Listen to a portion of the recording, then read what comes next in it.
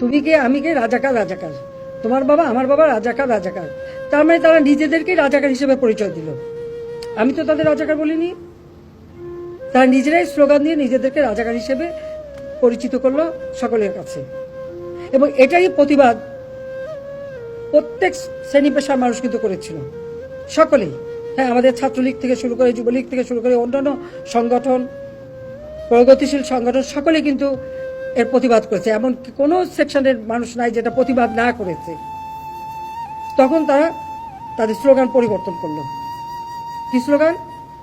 চেয়েছিলাম অধিকার, হয়ে গেছি রাজাকার। আরে রাজাকার তো আমি তোমাদের করি নাই, তোমরা নিজেরা স্লোগান দিয়ে তোমাদেরকে রাজাকার করেছো।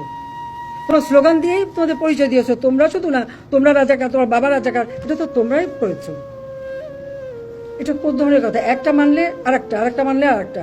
এক দফা কোটা সংস্কার, তার থেকে চলে গেল 3 দফা, তারপরে 6 দফা, তারপরে 8 দফা, তারপরে আবার 4 দফা। যখনই যেটা চাচ্ছে দিয়ে দিয়েছে, তখন আরো একটা দফা। এই করতে করতে যখন প্রজ্ঞাপন, আইনমন্ত্রী বলেন এটা তো সময় লাগে। তারপর আইনমন্ত্রী কিন্তু বলে দিলেন যে আমি মঙ্গলবারে প্রজ্ঞাপন করে দেবো। ঠিক সেই মতো প্রজ্ঞাপনও করে দেওয়া হলো। প্রজ্ঞাপন যখন পেয়ে গেল, তারা যা চেয়েছিল তার থেকে বেশি, তাদের 90% ছিল, 93%।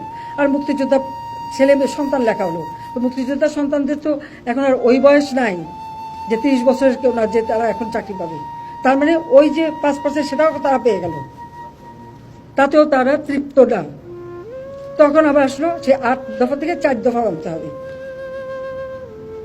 এটা কি বাধ্য হলাম আমরা?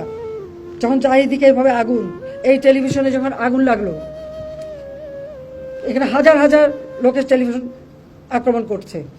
ফায়ার ব্রিগেড আসলো, ফায়ার ব্রিগেড গাড়ি জ্বালালো, ফায়ার ব্রিগেড ঢুকতে দেবে না, পুলিশ কাউকে ঢুকতে দেবে না, তাদের উপরে হামলা হলো।